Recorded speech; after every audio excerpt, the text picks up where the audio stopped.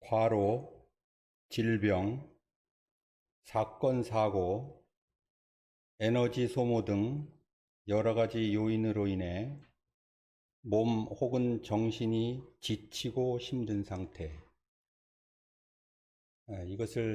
이 상태를 어떤 상태라고 생각하십니까? 네, 맞습니다. 우리가 피곤하다는 말을 많이 하는데, 제가 국어사전적인 의미를 좀 읽어드렸습니다. 피곤하면 어떻게 하죠? 자야지요. 그리고 또 어떻게 하십니까? 예, 잘 먹고 피로회복제를 먹기도 하고, 우리가 만나는 이 피곤한 상태가 누구나 다 만나는 상태고, 그런 상태로 살아갑니다. 그런데 이 피곤한 상태를 하나님이 아실까요? 하나님 분명히 아십니다. 하나님은 피곤치 않으신다고 말씀하셨습니다. 예. 이사야서 40장 29절에 보면 피곤한 자에게는 능력을 주시며 무능한 자에게는 힘을 더하시나니 이렇게 말씀하셨는데요. 저는 이 말씀을 보면서 좀 의아했습니다. 왜 그러냐면 이 바뀐 게 아닌가. 피곤한 자에게 힘을 주셔서 힘으로 피곤함을 이기게 하시고 또 무능한 자에게는 능력을 주셔서 살게 하시면 얼마나 좋을까. 근데 왜 피곤한 자에게 능력을 주신다고 말씀하실까? 우리는 피곤하면 육신적인 방법으로 피곤을 해결하려고 합니다. 드링크제를 먹는다든가 푹 쉰다든가 레저 활동을 한다든가 여러 가지 방법으로 우리는 우리의 피곤한 상태를 풀어갑니다. 그런데 그 피곤이 잘 풀리질 않지요. 저는 도전을 받았습니다. 이 성경을 보면서 내가 피곤한데 주님이 내 피곤한 상태를 아시고 나로 하여금 이 피곤한 것을 풀게 하시는데 저는 영적으로 주님이 하시는 방법대로 해보자라는 생각을 하게 됐습니다. 하나님은 우리에게 능력을 주시면서 그 능력으로 피곤을 풀게 하셨습니다. 어떤 능력일까요? 우리는 하나님을 아는 능력이 있습니다. 알아가는 능력. 이것을 지식이라고 하죠. 이것은 잠언 1장 7절에 보면 여호와를 경외하는 것이 지식의 근본이다 말씀하시면서 미련한 자는 이 지혜와 훈계를 멸시한다 이렇게 되어 있습니다. 육신의 방법으로 살아가면서 우리가 피곤을 풀려고 하면 하나님의 방법을 멸시한다고 하는 것입니다. 또한 지혜의 능력이 있는데요. 지혜는 행하는 능력을 말합니다. 내가 아는 것을 행함으로 말미암아 하나님께 나아가고자 하는 것. 이것이 바로 지혜의 능력인데요. 이것은 잠언 9장 10절에 보면 여호와를 경외하는 것이 지혜의 근본이다 이렇게 되어 있습니다. 또 한 가지, 하나님은 이사야서 40장 28절에 보면 피곤치 않으시다고 말씀하시면서 그 뒤에 보면 뭐라고 되어 있냐면 명철이 한이 없으시다 이렇게 말씀하십니다. 하나님 명철이 있으시기 때문에 피곤치 않다 이렇게 말씀하시는 것입니다. 명철이 무엇이냐? 이것은 영어로 말하면 understanding입니다. 알아듣느냐 하는 것입니다. 이것은 행하는 능력을 말하는 것입니다. 이렇게 하나님은 우리에게 다양하게 능력을 주셔서 피곤을 이길 수 있게 하셨습니다. 구하려 하는 자들은 시험과 올무와 여러 가지 어리석고 해로운 욕심에 떨어지나니 그 사람으로 파멸과 멸망에 빠지게 하는 것이다. 이렇게 되어 있습니다. 돈을 사랑함이 일만하게 뿌리가 되나니 이것을 탐내는 자들은 미혹을 받아 믿음에서 떠나 많은 근심으로써 자기를 찔렀도다. 돈을 사랑함으로 말미암아 오는 피곤, 욕심으로 말미암아 오는 피곤, 여러 가지 이런 이롭지 않은 피곤이 우리는 늘 접하고 있습니다. 그러나 이런 것들을 어떻게 푸느냐 하는 것입니다. 육신의 방법으로 자고 무엇을 먹고 기분을 전환시킴으로 이것을 풀어가느냐, 아니면 하나님 말씀하신 대로 우리가 그분을 알아가고 그분을 아는 대로 행하고 그분이 우리에게 주시는 분별의 능력으로 분별하여 이런 것들을 해결하느냐 하는 것입니다. 돈을 사랑하지 말고 있는 바를 족한 줄로 알아. 그가 친히 말씀하시기를 내가 결코 너희를 버리지 아니하고 너희를 떠나지 아니하시리라 약속하셨습니다. 이런 말씀으로 우리의 삶에서 욕심을 절제하는, 가진 것을 만족하게 여기는 이러한 것들이 우리에게 쉽게 찾아오는 피곤을 이길 수 있는 능력이라고 보여집니다. 너희는 이 세대를 본받지 말고 오직 마음을 새롭게 함으로 변화를 받아 하나님의 선하시고 기뻐하시고 온전하신 뜻이 무엇인지 분별하라고 이렇게 말씀을 하십니다. 어느 청년 자매가 쓴 감사일기를 소개하면서 오늘 말씀을 시작하도록 하겠습니다.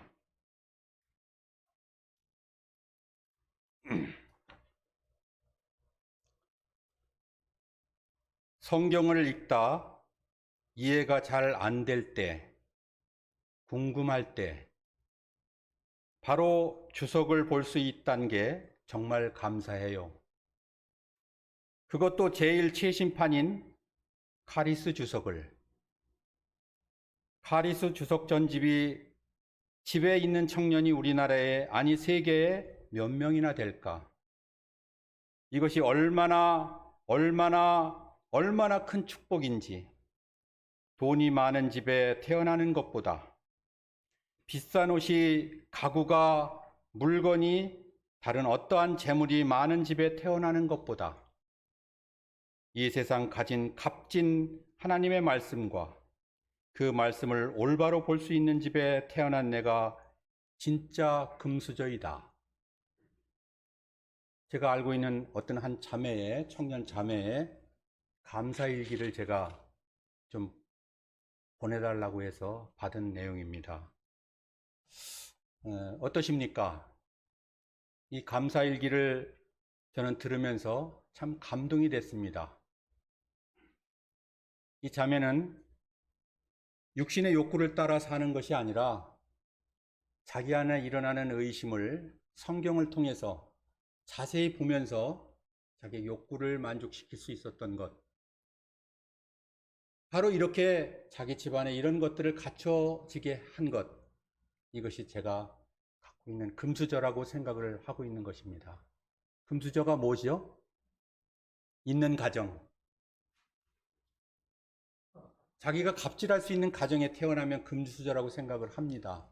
그러나 이 자매는, 청년 이 자매는 참 놀라운 영성을 가진 그런 자매라는 것을 제가 알게 됐습니다.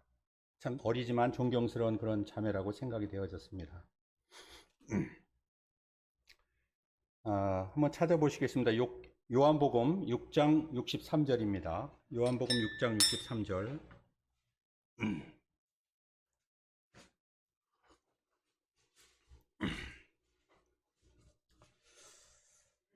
살리는 것은 영이니 육은 무익하니라. 내가 너희에게 이른 말은 영이요 생명이라. 이게 오늘 본문 말씀입니다. 이 말씀은 이해하기 위해서 배경을 좀 보게 되면 60절을 보게 되면 제자 중 여럿이 듣고 말하되, 이 말씀은 어렵도다. 누가 들을 수 있느냐 한데, 만나를 들어서 설명하시는 생명의 떡에 관한 말씀의 내용이 듣는 이가 어렵다기보다는, 그 내용이 어렵다기보다는 제자들의 불평은 그것을 받아들이기 어렵다라고 말하고 있는 것입니다. 스클레로스라고 해서 고집스러운 것으로 마른, 굳은, 거친, 엄한, 강팍한 마음을 뜻하는 단어입니다. 그 내용이 어렵기 때문에 어렵다 말하는 것이 아니라 내 마음에 생각이 있기 때문에, 내가 하고 있는 것이 있기 때문에 지금 당신이 말하는 것을 내가 받아들이기 어렵다, 이런 뜻인 것입니다. 61절에 보면 예수께서 스스로 제자들이 이 말씀에 대하여 수군거리는 줄 아시고 이르시되 이 말이 너희에게 걸림이 되느냐, 이렇게 말씀하십니다. 이들이 갈등이 있었던 것입니다.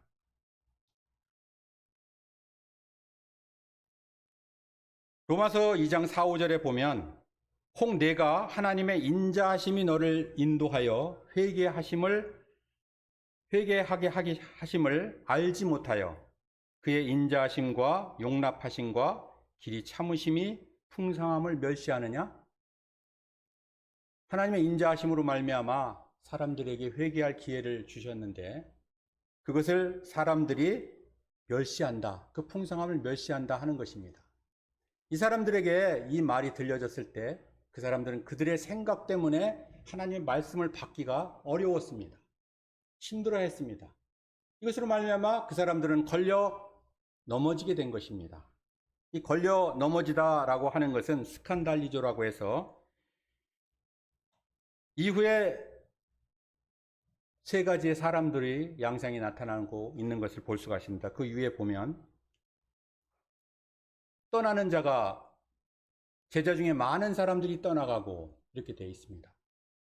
그리고 남는 자가 있습니다.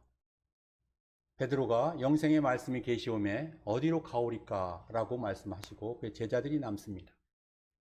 그리고 배반에 대적하는 자가 있는 것을 보게 됩니다. 우리가 같이 말씀을 듣고 믿는다고 하지만 육적인 삶을 살게 되면 떠나갈 수도 있습니다.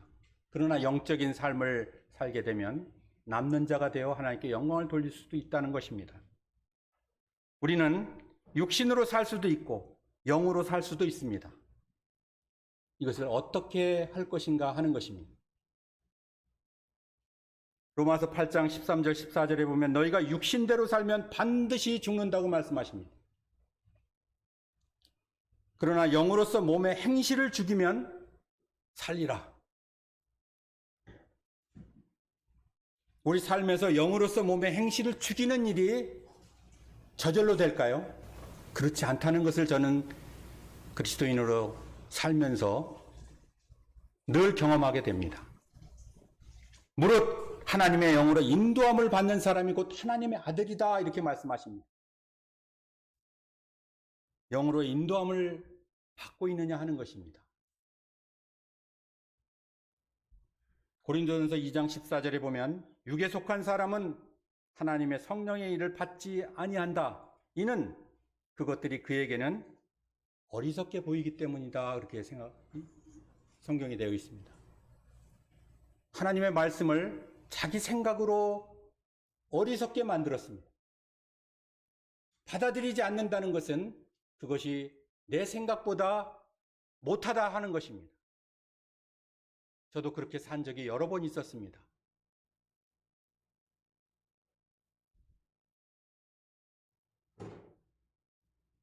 또 그것들을 알 수도 없다. 그러한 일은 영적으로 분별되기 때문이다.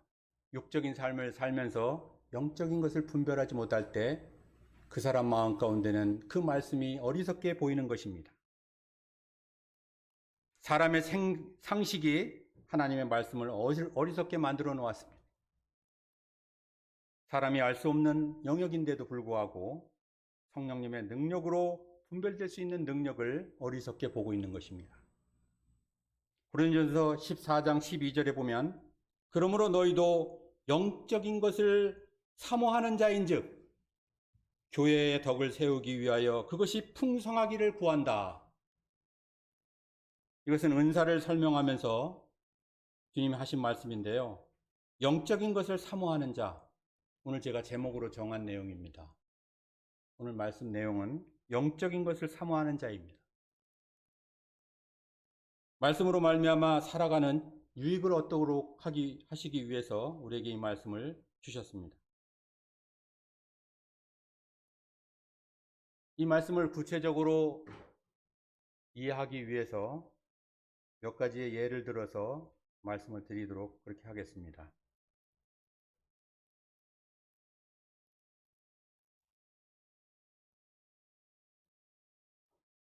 영적인 것을 사모하는 자는 영적인 것을 믿음으로 행하는 사람이다. 소재를 이렇게 정해봤습니다. 살리는 것은 영이니 육은 무익하다 말씀하셨습니다. 믿음하면 우리가 히브리서 11장을 볼 수가 있죠. 히브리서 11장 1절부터 2절을 보면 믿음은 바라는 것들의 실상이요 보이지 않는 것들의 증거다. 선지들이 이로써 증거를 얻었느니라 이렇게 말씀을 하십니다. 혹시 메타버스라는 말 들어보셨습니까? 아마도 저보단 많이 아시겠죠. 그 유니버스라는 말과 메타라는 말이 합쳐져서 메타버스라는 말을 쓰는데요. 이게 합성어로서 3차원 가상세계를 뜻한다고 합니다. 가상현실. 현실 세계와 같은 사회, 경제, 문화 활동이 이루어지는 3차원 가상세계를 일컫는 말인데요. 이 5G 시대하고 코로나19 팬데믹 있으면서 비대면이 있으면서 이게 더욱더 가속화되어졌습니다. 저는 길치기 때문에 내비게이션을 아주 신봉합니다. 우리 자매 말보다도 내비게이션녀의 말을 더 신중하게 받아들입니다. 좌측으로 가면 좌측으로 가고 똑바로 가라면 똑바로 가고 신호를 조심하라면 조심하고 이렇게 하는데요. 여지없이 저를 목적지까지 아무 문제 없이 배달시켜주는 것이 내비게이션입니다. 제가 지금 일하는 현장에 딱 찍고 가면 생소한 길을 아주 편하게 갈 수 있습니다. 그런데 저는 문제가 있습니다. 이 내비게이션 시스템을 이해하느냐? 아마 10%도 이해를 못할 것입니다, 제가. 어떻게 해서 그 순간, 그 시간에, 그곳에 있을 때 그 멘트가 나올 수 있는가? 저 공중에서 내려다보고 나한테 가르쳐 주는데 이렇게 많은 차들이 있는데 어떻게 일일이 다 그걸 가르쳐 줄 수 있을까? 내가 우리 영광이한테 물어봤어요. 그랬더니 아버지 저도 잘 몰라요. 저만 그런지 모르겠습니다. 다 이해하십니까? 근데 저는 그것을 나중에 따로 얘기합시다. 저는 그래도 그것을 제가 다 이해하지 못하지만 그것을 신뢰하고 그것을 믿고 따라갑니다. 히브리서 11장 1절에 보면 바라는 것들의 실상이다. 보이지 않는 것들의 증거다. 내가 알기 때문에 믿는 것이 아니라 믿었더니 알게 되더라고요. 제가 내비게이션을 다 이해 못해도 그 시스템을 쫓아가 보니까 하는 유익이 있더라 하는 것입니다. 이토록 믿음은 바로 주님이 우리에게 주신 놀라운 특권입니다. 영적으로 살 수 있도록 하나님이 우리에게 계시해 주시는 이 믿음은 특별한 것입니다. 아브라함도 자기가 유업으로 장래 받을 땅에 나아갈 때 갈 바를 알지 못하고 나갔다고 했습니다. 저는 이것이 좀 의아했습니다. 어떻게 될지 알지 못하면서 무계획적으로 그냥 갔다는 그 말이 하나님은 오히려 칭찬을 하고 계십니다. 나도 내가 내일 어떻게 될지 잘 모릅니다. 그러나 믿음을 구사하고 살 때 하나님께서 많은 것을 저희에게 보여주시는 것을 알 수가 있습니다. 고린도후서 5장 7절에 보면 이는 우리가 믿음으로 행하고 보는 것으로 행하지 아니함이로라. 믿음으로 살아간다는 것은 참 어렵습니다. 왜냐하면 나에게 상식적인 생각이 있기 때문에 그렇습니다. 어렸을 때부터 받은 초등학문의 교육을 쫓아서 습관대로 살아가는 것이 참 쉽습니다. 내 방법대로 내 자신이 살아가는 것. 그러나 그것을 접어두고 믿음으로 산다고 하는 것은 참 어렵습니다. 내 사고방식이 믿음으로 살아가는 것을 허락하지 않으므로 그냥 보이는 대로 행하여 육신의 삶을 살게 하기 때문입니다. 자신의 눈에 보여진 상황을 상식이나 습관대로 행하는 것은 무익한 육으로 살아가는 것임을 매 순간 알게 됩니다. 그러나 보여진 상황을 말씀 앞에서 분별하여 마음의 순종함으로 행하면 믿음의 능력을 맛보게 되는 것을 경험합니다. 이 경험은 육신으로 행하는 것을 벗어나서 새 생명으로 영적인 삶의 성장과 함께 우리에게 많은 유익을 주는 것을 항상 알게 됩니다. 불신은 내가 눈으로 직접 보지 않으면 신뢰하지 않겠다고 고집을 피울 때 생겨나는 것입니다. 살리는 것은 영이니 육이 무익합니다. 상식이 뒷받침된 습관으로 살아가는 것이 육신의 삶입니다. 믿음으로 행하는 영적인 풍성함이 있기를 구해야겠습니다. 우리의 상식으로 생명의 샘에 닿지 못할 것입니다.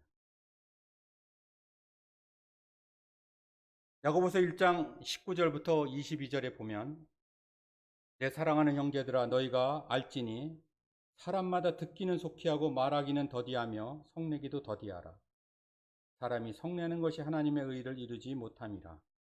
그러므로 모든 더러운 것과 넘치는 악을 내버리고 너희 영혼을 능히 구원할 바 마음에 심어진 말씀을 온유함으로 받으라. 너희는 말씀을 행하는 자가 되고 듣기만 하여 자신을 속이는 자가 되지 말라. 충주에 살 때 경험한 간증인데요. 제가 굉장히 혈기가 왕성한 사람입니다. 나름대로는 의분을 참지 못한다고 생각을 했는데, 그래서 자동차를 타고 가다가 싸움이 일어났습니다. 오래돼서 제가 왜 그랬는지 잘 모르겠지만 멱살을 잡고 막 분쟁을 하다가 갑자기 그 순간에 이 말씀이 생각이 났어요. 그래서 저는 지금도 약 오르면 119를 불러라 이렇게 외우고 있습니다. 야고보서 1장 19절. 듣기는 속히하고 말하기는 더디하며 성내기를 더디하라. 그 순간 이 말씀이 생각이 나면서 성내고 있는 내 모습이 막 비춰졌습니다. 그 사람 앞에, 상대방 앞에 내가 부끄러운 것이 아니라 주님 앞에 부끄러웠습니다.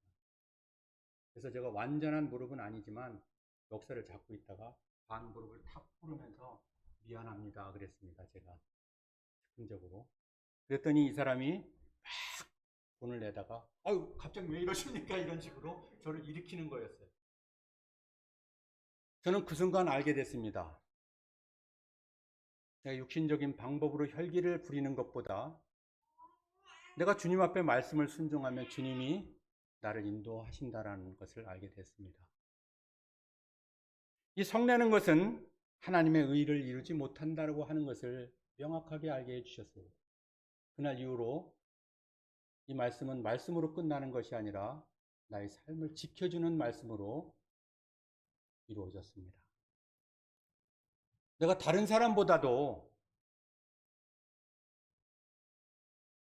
그 사람을 성내게 하고 내가 성나서 내 혈기를 부리는 것이 다가 아니라는 것입니다. 결혼 생활을 통해서, 교회 생활을 통해서, 사회 생활을 통해서 우리는 많은 대인 관계를 갖고 살아갑니다. 성내는 것은 하나님의 의를 이루지 못한다라고 하는 것이 저의 삶에서 대인 관계에 많은 적응이 되었습니다.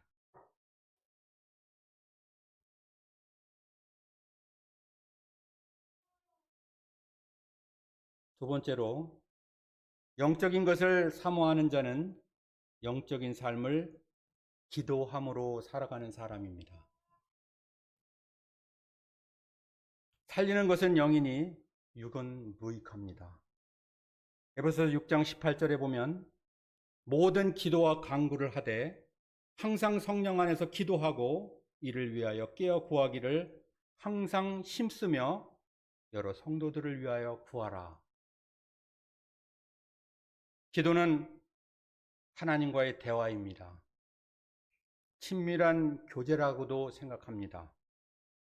나에게 있는 모든 일이 하나님께서 자세히 알고 계십니다. 매일 만나 함께 대화를 나누는 상대와는 할 말이 더욱 많아지지만 어쩌다가 만나는 사람과는 인사를 나누고 나면 그 이상 할 말이 없는 것을 우리는 경험합니다.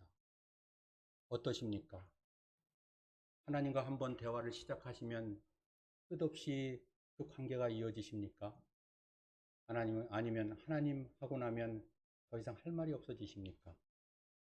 영적인 사람들은 하나님과의 대화를 시작하면 끝이 없습니다. 제가 그것을 경험하게 됩니다. 주 하나님을 어떠한 형편이든 어디서나 늘 함께 하실 수 있습니다.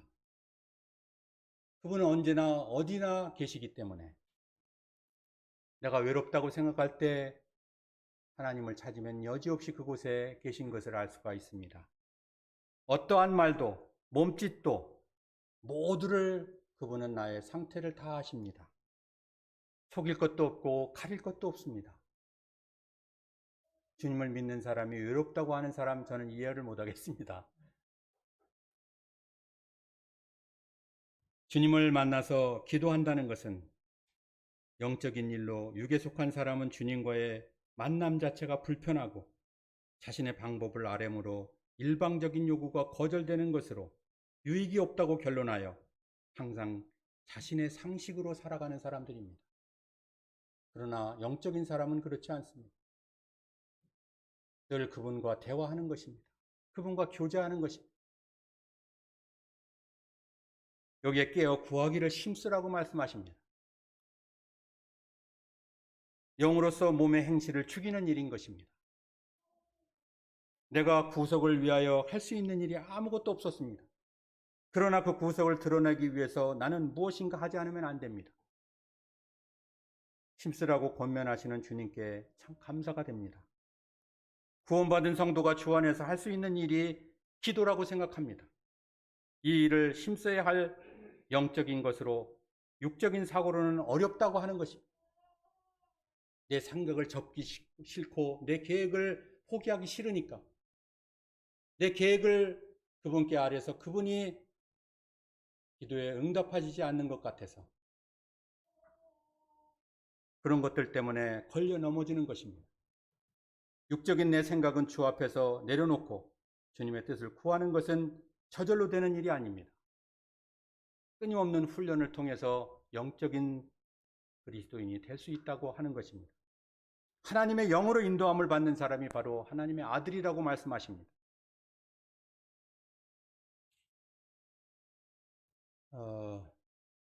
충주에 있을 때 어떤 모치님이 저에게 이렇게 말씀하셨습니다. 이영재, 나는 기도가 잘 안 돼. 기도를 어떻게 할 줄 모르겠어.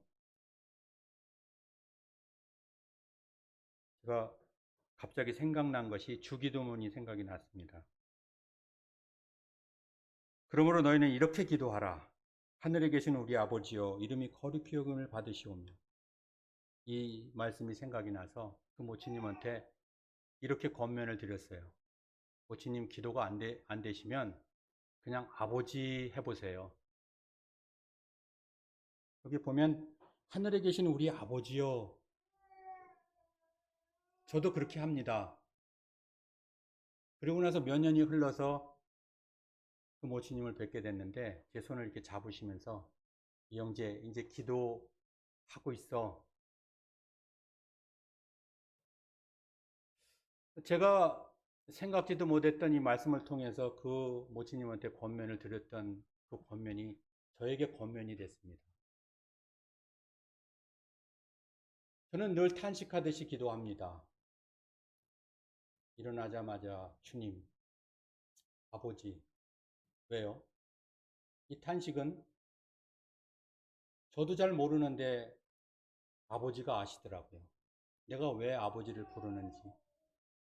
그분은 내 사정, 내 생각, 내 계획, 내가 주님을 얼마나 신뢰하는지 다 아시기 때문에 두말할 필요도 없이 설명할 필요도 없이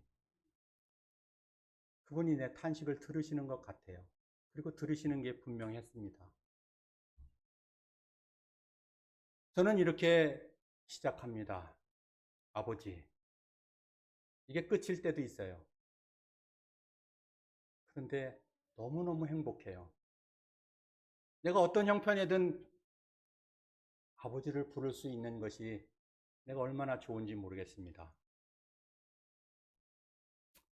한 번은 제가 진천에 있는 풍경소리라는 그 음식점에 그 일을 하러 갔습니다.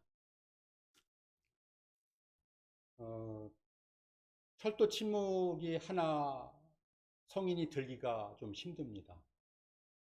그런데 큰 트럭으로 두 차를 갖다가 부려놓고 이렇게 누각처럼 되어 있는데 깊은 구렁이 한 5m 구렁이 이렇게 있는데 여기다가 데크를 놔달라는 거예요. 철도 침묵으로.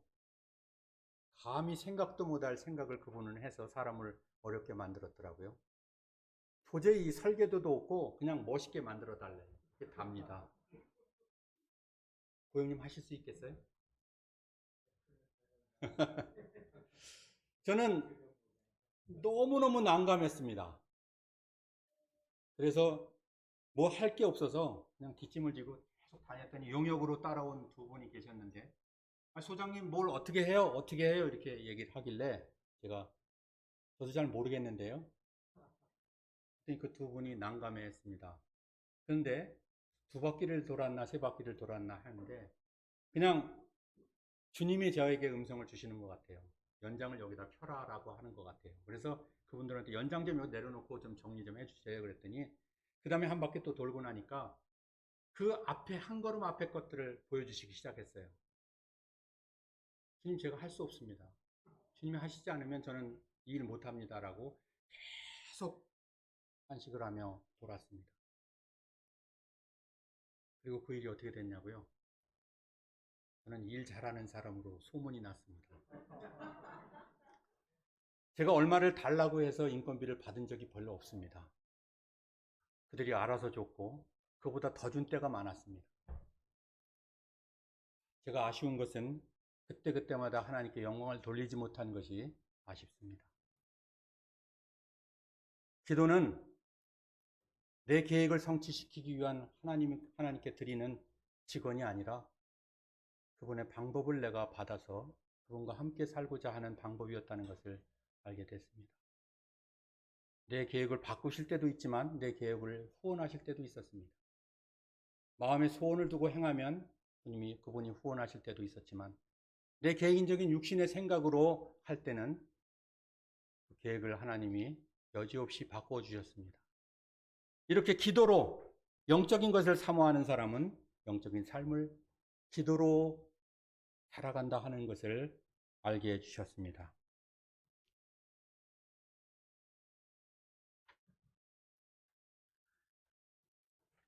세 번째로는 영적인 것을 사모하는 자는 영적인 결과를 기다림으로 온전해진다 하는 것입니다. 살리는 것은 영이니 육은 무익합니다.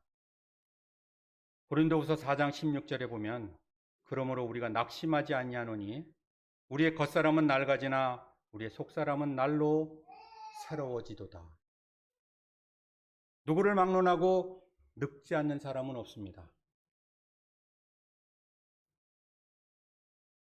동의하십니까? 저도 이렇게 될 줄 몰랐습니다. 까만 머리가 여기까지 있었을 때가 있었습니다. 제가 제 결혼식 사진을 보면 저렇게 멋있는 사람이 누구지? 이렇게 다시 볼 때도 있습니다.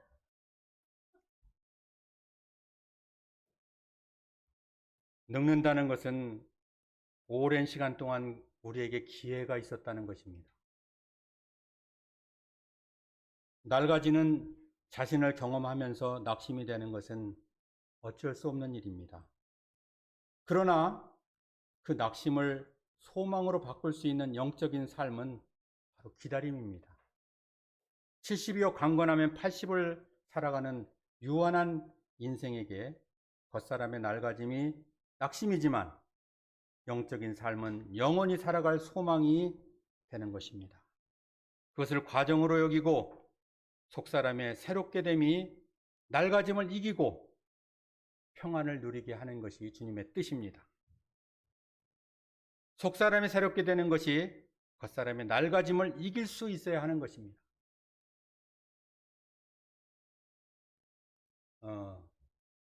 저는 저보다 젊은 분들에게 이렇게 도전하고 싶습니다.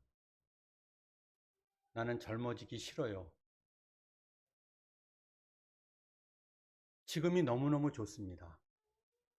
젊었을 때 주님 모르고 막무가내로 살아갈 때보다도 주님을 어느 정도 아는 이 순간 제가 주님의 뜻에 맞춰 사는 것이 더 행복하다고 생각합니다. 주님 모르는 상태에서 젊음만 준다면 내게 그것이 무슨 의미가 있겠습니까? 매일 매순간 아무 의미 없이 흘러가는 것 같지만 말씀을 묵상하는 내 마음 가운데 주님을 경외하는 마음을 주시고 주님이 내 마음 가운데 새롭게 하시는 것을 보면서 이렇게 낡아가는 육신을 통해서 영적인 삶을 허락하시는 주님께 감사가 됩니다. 그러므로 너희가 더욱 힘써 너희 믿음의 덕의 지식을, 지식의 절제를, 절제의 인내를, 인내의 경건을, 경건의 형제의 우애를, 형제의 우애의 사랑을 더하라. 점진적인 이 과정이 기다림으로 되어지는 영적인 추구인 것을 알게 됩니다. 오늘 영혼을 계산하는 멀리 보는 영적 계획이 내 삶을 늘 새롭게 하신다는 것입니다. 이 묵시는 정한 때가 있나니 그 종말이 속히 이르겠고 결코 거짓되지 아니하리라. 비록 거질지라도 기다리라. 지체되지 않고 반드시 응하리라 말씀하십니다. 조급함은 사람의 연약함입니다. 내 육신의 이상을 이루려고 할 때 조급함이 있게 됩니다. 기다림은 하나님의 말씀으로 비전을 갖는 것입니다. 약속의 말씀을 의지합니다. 내가 인내로 가려고 하는 것은 나의 이해를 초월하는 것입니다. 내가 이성으로 이해한 그것을 육적인 것이며 땅의 일이었습니다.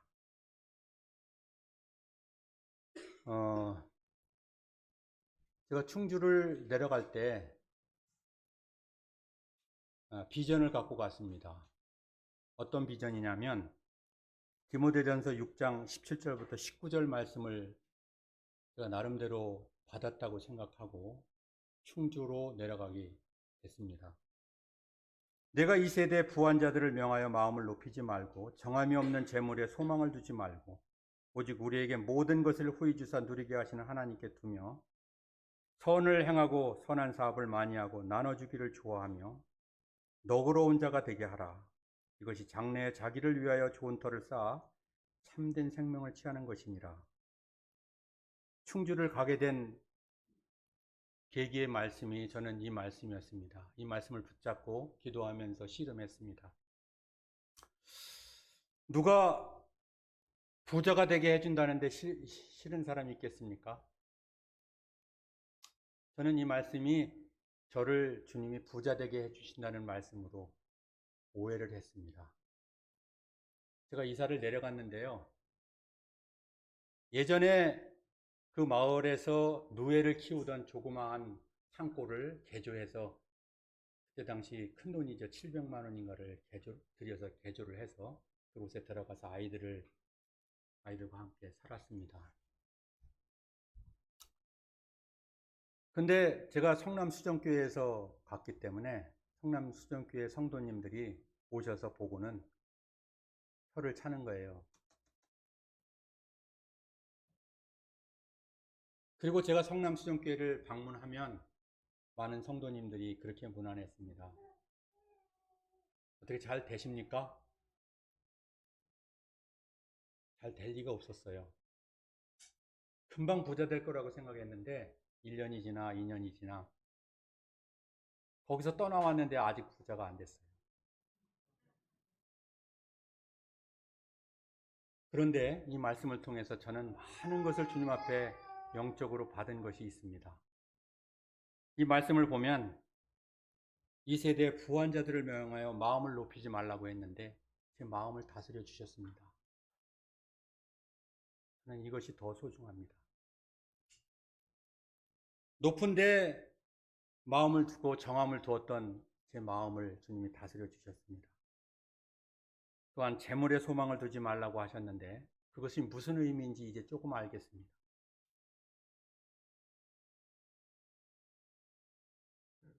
모든 것을 후히 주사 누리게 하시는 하나님께 두라고 하시는 이 말씀이 저에게 큰 도전이었고 이것이 되도록 주님이 오래도록 기다림으로 인내함으로 이 말씀을 묵상하도록 이렇게 하셨습니다. 그리고 선한 일을 행하고 선한 사업을 많이 하도록 주님이 지금도 계속해서 이 말씀을 통해서 도전하고 계십니다. 그리고 나눠주기를 좋아하며 너그러운 자가 되라. 그때 당시 저는 많은 도움을 받았습니다. 많은 사람으로 하여금 동정도 받고 도움을 받았습니다. 왜 그렇게 하셨을까? 동정받고 나눔을 받아보니까 그것이 왜 중요한지를 알게 하셨습니다. 저는 빨리 나눠주는 사람이 되고 동정하는 사람이 됐으면 좋겠습니다. 20년, 30년이 거의 다 돼가는데 이 말씀은 저의 마음 가운데 치워지지 않습니다. 계속해서 기다림으로 오랜 세월 동안 저의 마음을 바꾸시는 주님께 찬양을 드립니다. 이것이 장래에서 나를 위하여 좋은 터를 쌓아 참된 생명을 취하게 하시기 위해서 제가 멀리 충주까지 가서 그곳에서 연단받게 하신 주님을 찬양합니다.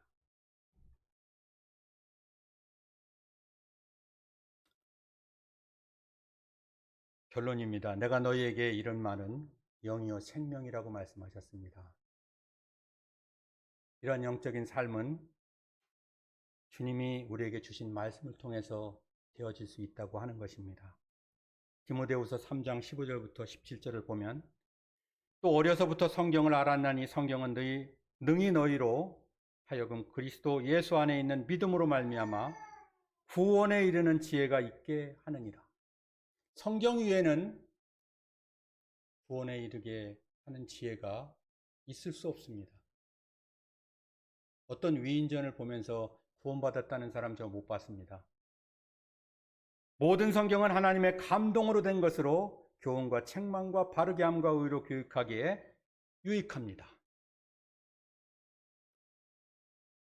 이는 하나님의 사람으로 온전하게 하며 모든 선한 일을 행할 능력을 우리로 하여금 갖추게 하는 놀라운 능력의 말씀인 것입니다. 내가 너희에게 이른 말은 영이요 생명이라고 말씀하십니다. 살리는 것은 영입니다.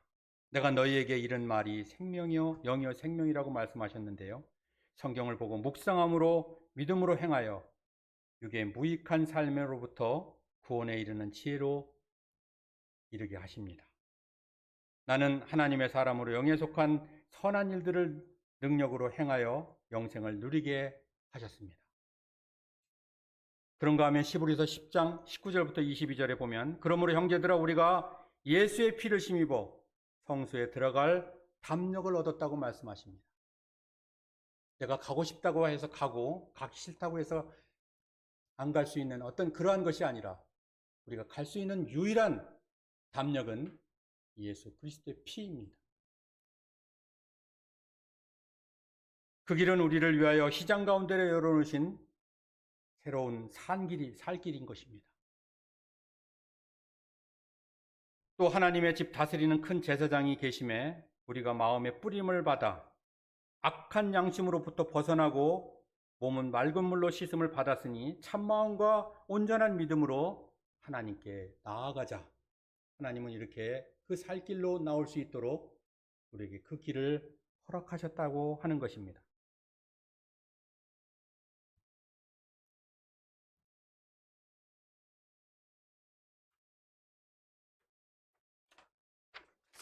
한 말씀만 더 보고 말씀을 정리하도록 하겠습니다. 잠언 29장 18절을 보면 복시가 없으면 백성이 방자히 행하거니와 율법을 지키는 자는 복이 있느니라.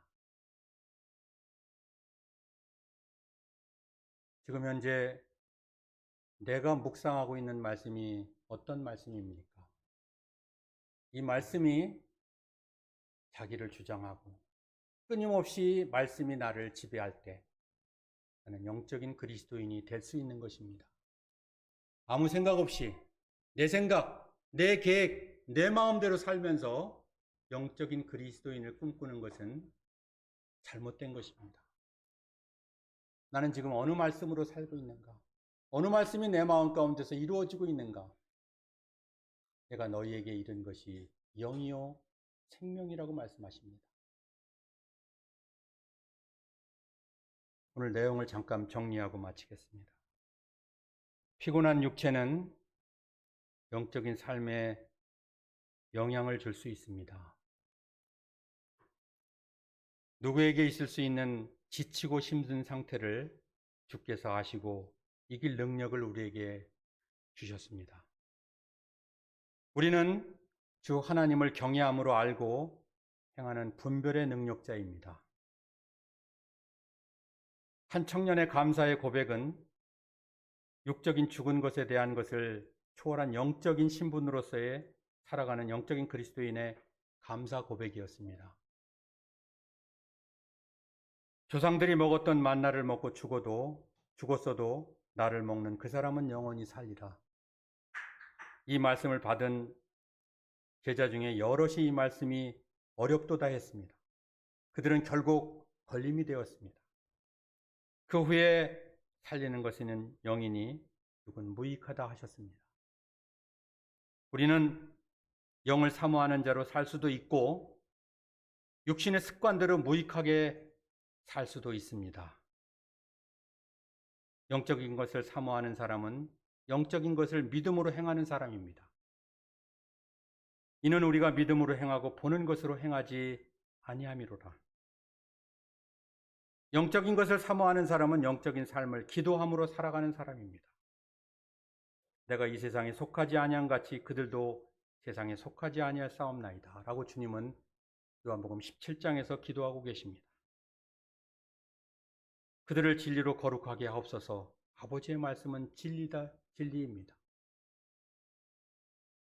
영적인 것을 사모하는 사람은 영적인 결과를 기다림으로 온전해진다는 것입니다. 너희의 인내로 너희 영혼을 얻으리라 말씀하십니다. 내가 너희에게 이른 말은 영이요 생명이라 말씀하십니다. 우리는 지금 내 마음에 어떤 말씀을 묵상하면서 영적인 그리스도인의 삶을 살고 있습니까? 저는 이 질문을 하면서 오늘 말씀을 마치도록 하겠습니다.